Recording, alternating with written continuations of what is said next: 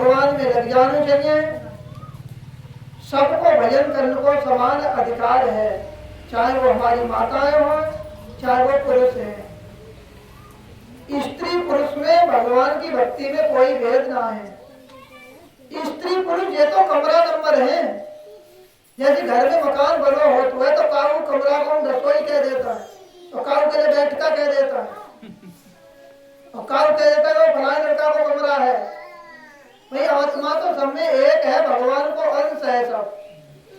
ईश्वर अंश जीव अविनाशी, चेतन अमर सहज सुख राशि।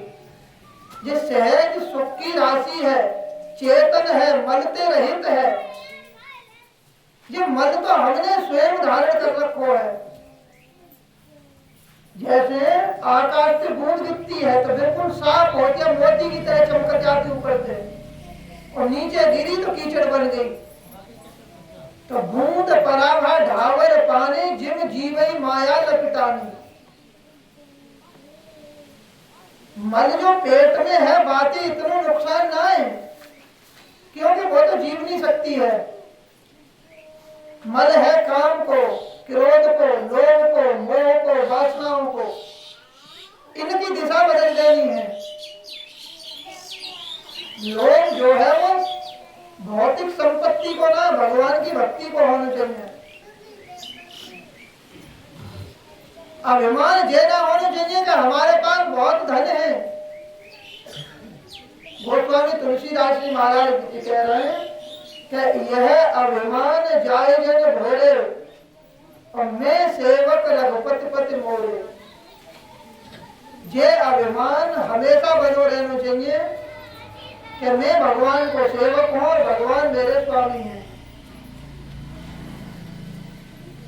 वासनाएं संसार की ना होनी चाहिए, वस्तुओं की। आशा विषय विषय यह तिनहि, रघुपति चरित होय ताहु नहीं। जैसे काल को तंबाकू को व्यसन लगो है, काल को बहुत पैसा कमाने को ही लगो हो है, काल को बहुत व्यवहार बढ़ाने को लगो हो है। ऐसे ही सनक सनंतन संत कुमार जो सनकादि ऋषि है, उन्हें सत्संग को व्यसन हो।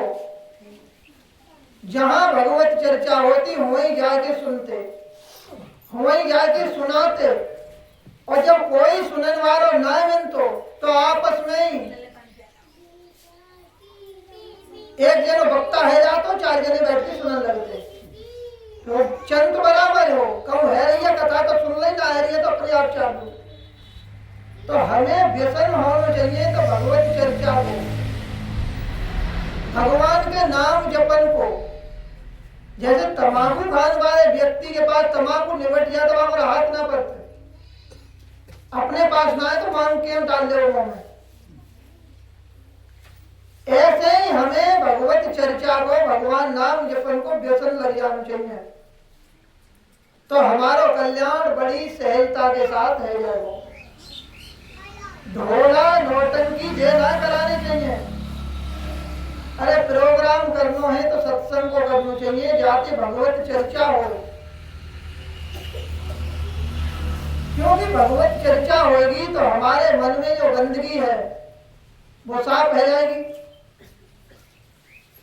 जैसे कपड़ा पर साबुन लगा दो या तो वहां में चमक आ जाती है, ऐसे ही सत्संग से का हमारे मन की धुलाई हो जाती है।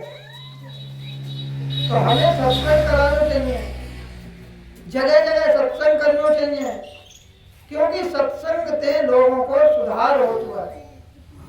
क्योंकि बिन सत्संग विवेक ना हो, और जब तक विवेक जागृत ना है तब तक मनुष्य और पशु एक तार है। वो कहिए काम क्रोध और लोभ की जब तक मन में खान, और क्या पंडित क्या मूर्खा दोनों एक समान। तो मनुष्य की कीमत जो है, जो कहिया के बड़े भाग्य मानुष तन पावा, ये बड़े भाग्य गाय के लिए लगाई गई है कि हमें विवेक है। और विवेक जागृत जब होगा कि हम सत्संग में बैठे, संत महात्माओं की बात को सुन के जीवन में उतारे, तो विवेक जागृत रह जाएगा। मानव जीवन सफल है जाए। ओम श्री सतगुरुदेव भगवान की जय। भगवान को भोग लगाता है, लोग भगवान को भोग लगाना न जाने, आयु पूरी बीतरी बताओ क्या फायदा है हमारे जीवते और रहते।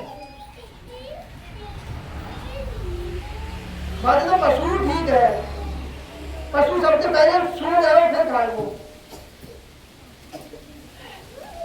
कुछ लोग भगवान को भोग लगाता थोड़ा सा टुकड़ा लौ थे और जमीन पर रख दो और थोड़ा जल चढ़ा दो।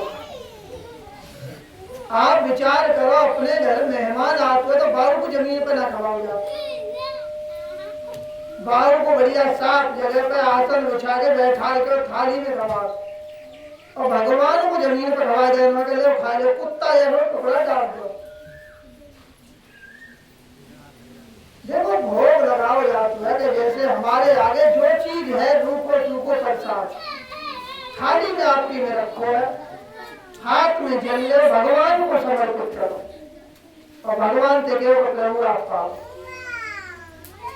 भगवान को भोग रखो, अपन को प्रसाद प्रेम से भगवान को प्रसाद मान के नाम जो प्रसाद पा लो।